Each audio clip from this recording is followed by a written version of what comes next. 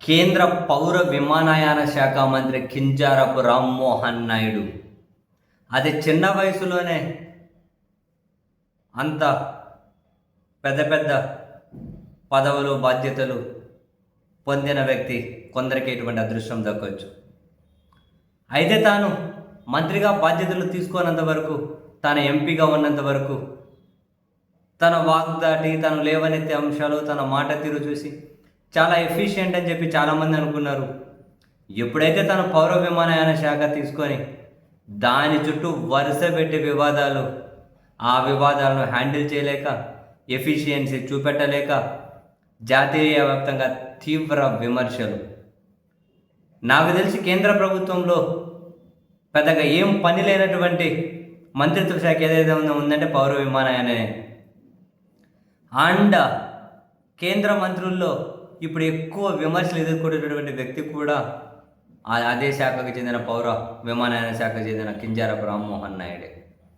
ఈయన మంత్రి అవగానే నెక్స్ట్ కొద్ది రోజులకి ఆ ఢిల్లీ ఎయిర్పోర్ట్లో నిర్మాణంలో గోడ కూలిపోయి, అరే ఎయిర్పోర్ట్ కూడా ఇట్లా కూలిపోవడం ఏందని చర్చ. ఆ తర్వాత లండన్ వెళ్లాల్సిన విమానం అహ్మదాబాద్లో కూలిపెట్టడం 80 మంది చనిపోయారు. అక్కడికి వెళ్ళి రీల్స్ చేసుకున్నారు అని చెప్పి తీవ్ర విమర్శలు, పాటలు యాడ్ చేసి ఈయన పోస్ట్ చేశారు. అప్పుడే రాజీనామా చేయాలని చెప్పి డిమాండ్లు. ఆ తర్వాత ఆ ఇండిగో జాతీయ వ్యాప్తంగా, అంతర్జాతీయ వ్యాప్తంగా విమానాలను క్యాన్సిల్ చేసి అసలు ఎక్కడ లేని శాపనార్థాలన్నీ పెట్టి ప్రజలు ఈయన మీద నరకం చూశారు జనం. చాలా దారుణం అసలు ఆ సంఘటన, దేశం మర్చిపోదు. ఈయన రాజీనామా చేయాలని చెప్పి ఫుల్ డిమాండ్. ఈ విషయాలన్నింటినీ బచాయించుకుంటూ వచ్చారు. ఇప్పుడు ఏకంగా మహారాష్ట్ర ఉప ముఖ్యమంత్రి ఆ ఫ్లైట్ క్రాష్ చుట్టూ మొత్తం రామ్మోహన్ నాయుడు అక్కడి నుంచి టీడీపీ నుంచి హెరిటేజ్కి చుట్టుకుంటూ ఉన్నాయి. ఏకంగా అజిత్ పవార్ వాళ్ళ మేనల్లుడు అక్కడ ఎమ్మెల్యే అసలు పవర్ పాయింట్ ప్రజెంటేషన్లు ఇస్తూ ఉన్నారు. ఆ ఫ్లైట్ క్రాష్ అయిన విఎస్ఆర్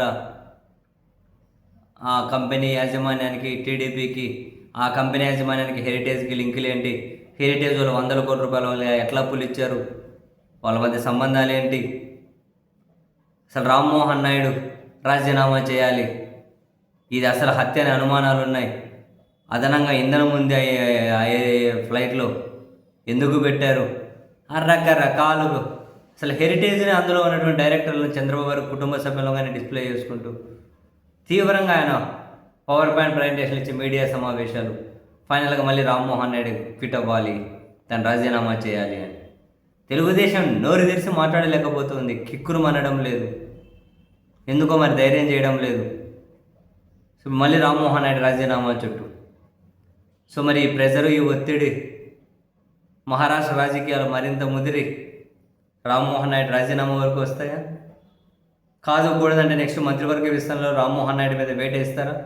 రాజీనామా చేసినా, వేటేసినా, ఏది జరిగినా ఆయన ఇన్ఎఫిషియన్సీకి ఇచ్చినటువంటి ప్రతిఫలంగానే చూడాల్సి ఉంటుంది. రామ్మోహన్ నాయుడు మొదట అసలు జనానికి కనిపించింది ఒక రకం, తీరా కీలక బాధ్యతలు తీసుకున్న తర్వాత తన పనితీరు బాగోలేక నిత్యం వార్తల్లో ఉంటూ ఉన్నారు.